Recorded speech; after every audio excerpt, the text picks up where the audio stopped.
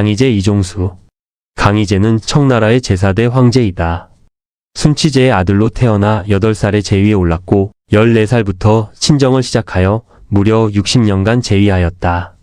청나라의 기초를 닦고 실질적인 기틀을 마련한 황제라 할 수 있다. 본래 청나라는 만주족이 세운 나라로 누르하치가 개국하였다. 명나라를 무너뜨리고 중원의 주인이 된 것은 그 이후의 일이다. 쇠락해 가던 명나라와 끊임없는 전쟁이 이어지던 중 산해관을 지키던 오삼계가 청나라 편으로 돌아서면서 명의 운명은 종말을 고하게 된다. 이후 섭정왕 도루군의 시대를 거쳐 순치제가 등극하였고 얼마 후 강희제가 그 보위를 이어받았다. 강희제는 중국 역사상 가장 위대한 황제로 꼽힌다.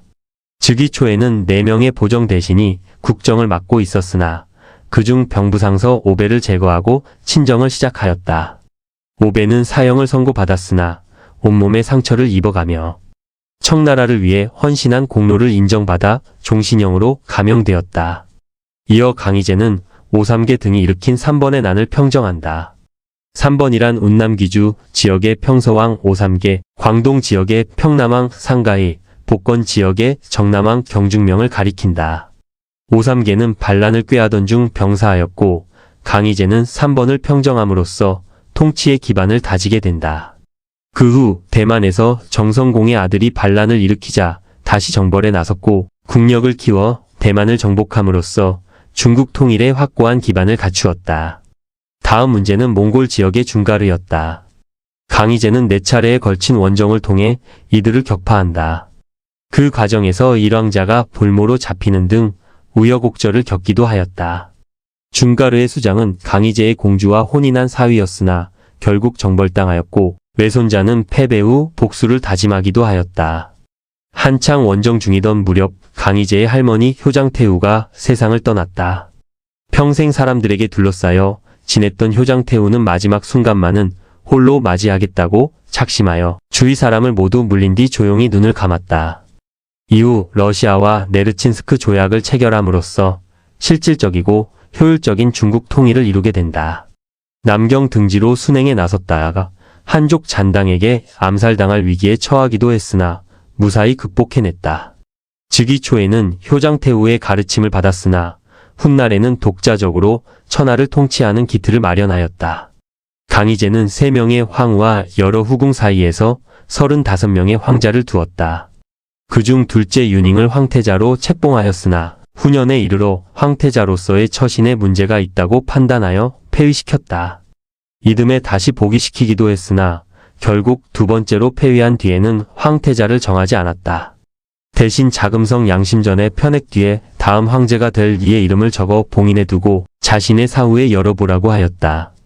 사왕자와 팔왕자가 보위를 노렸으나 최종적으로 사왕자가 제1을 이었으니 그가 곧 옹정제이다. 강희제는 8살 무렵 천연두를 알아 죽을 고비를 넘겼는데 한 여인의 지극한 간호 덕분에 살아났다. 그러나 그 일로 순치제가 총애하던 후궁이 목숨을 잃었고 순치제는 이를 계기로 왕위를 버리고 불가에 귀화하였다고 전해진다. 강희제는 제후들을 늘 긴장하게 하였고 잘못이 있으면 가차없이 처벌하였다. 총애하던 후궁을 내치는 등 공평무사한 면모를 보이기도 했다. 문화적으로는 강희자전을 편찬하게 하는 등 청나라의 기틀을 마련하는 데 총력을 기울였다. 현대에 와서는 작가 이월아가 강희제옹 정제 권융제 세 황제를 다룬 대하소설을 펴냈다. 강희제 12권, 옹정제 10권, 권융제 18권으로 모두 40권에 이른다. 드라마로도 제작되어 배우 진도명이 강희제 역을 맡아 열연을 펼쳤다. 강희제는 총애하는 대신들과 황후들, 그리고 황자들 간의 갈등과 알력 속에서도 제의를 무사히 물려주었다. 아들뿐 아니라 손자 훗날의 권융제의 인물됨을 보고 후계를 정했다는 설도 전해진다. 일설에 의하면 그가 표상으로 삼았던 인물은 명나라, 건국의 위협을 이룬 명 태조 주원장이었다고 한다. 혼란의 소용돌이 속에서 황제로서의 권위와 위엄을 몸소 보여주었고 중국 번영의 기틀을 확고히 다지는 데 큰 역할을 하였다. 국사를 돌보는데 한치의 흐트러짐도 없었던 현명하고 위대한 황제로 후세에 길이 전해질 것이다. 서거 소식에 온 백성이 오열하고 통곡하였다는 사실만으로도 그가 얼마나 훌륭한 성군이었는지 알 수 있다. 아들 옹정제는 14년간 재위하였고 손자 걸륭제는 60년 재위 후 물러나 3년간 태상왕으로서 더 통치하였다. 이렇게 세 황제가 청나라의 융성을 이끌며 130여 년에 걸친 번영의 시대를 열었다.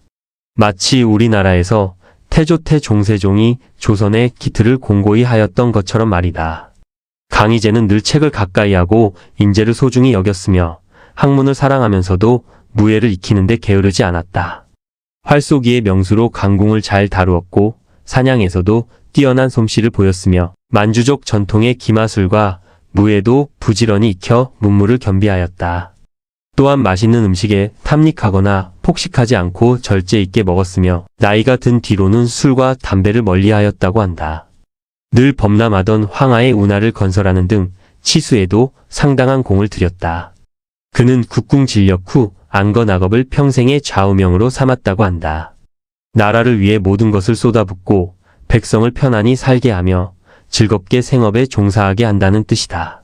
조선 왕조에서 가장 오래 재위한 왕은 영조로 그 기간이 52년이었다.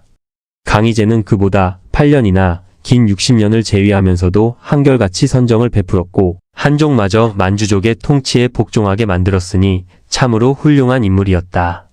한 시대에 두 세대에 걸쳐 재위하며 전무후무한 업적과 위업을 이루어낸 황제였다.